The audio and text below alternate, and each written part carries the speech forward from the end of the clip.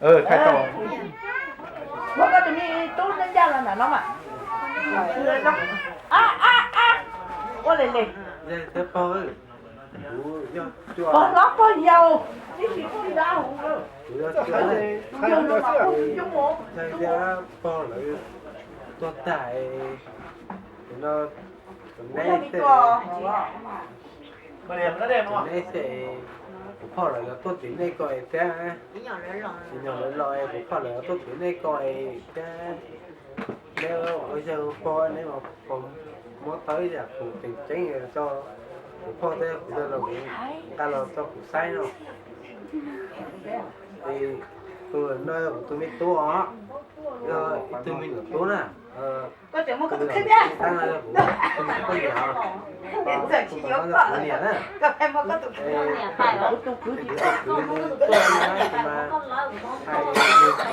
Chắc là bị cháy rồi đâu.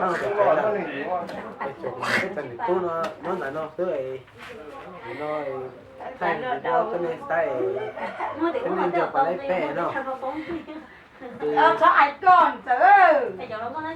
Nếu một ta thì cũng một số bé ở bên tồn đập phong là nhóc nó. Đó để tiếc. nhỏ ha có lại quay số phát tiểu tại chỗ ông tiên nó phát tiểu nó sẽ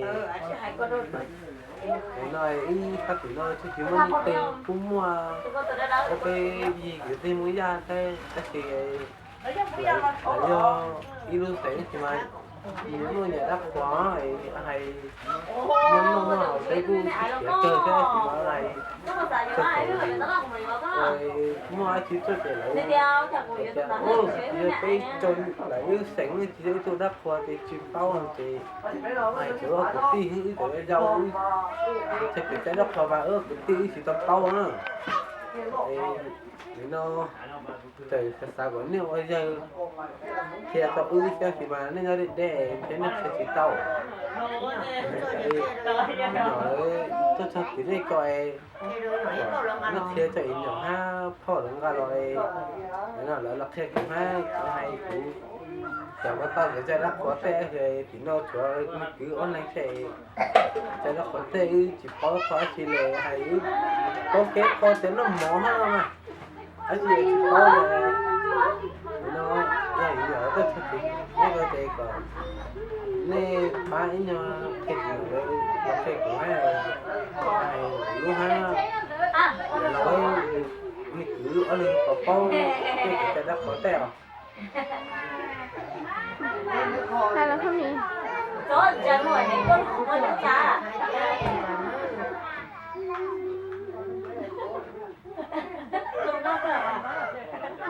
Hái liệu.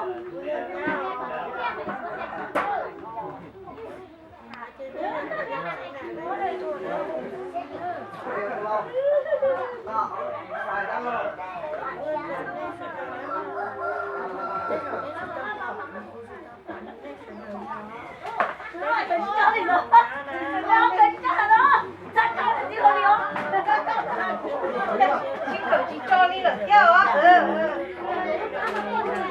Rồi nhá, còn đi ngoài thì có luôn nhá thôi. Chỉ cho nhá hoa liền rồi chỉ khi mà chỉ tiền tới chỉ cái thời là tụi nó chè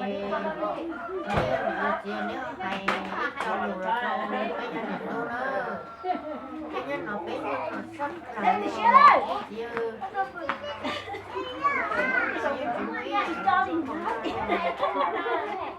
cái nhân nó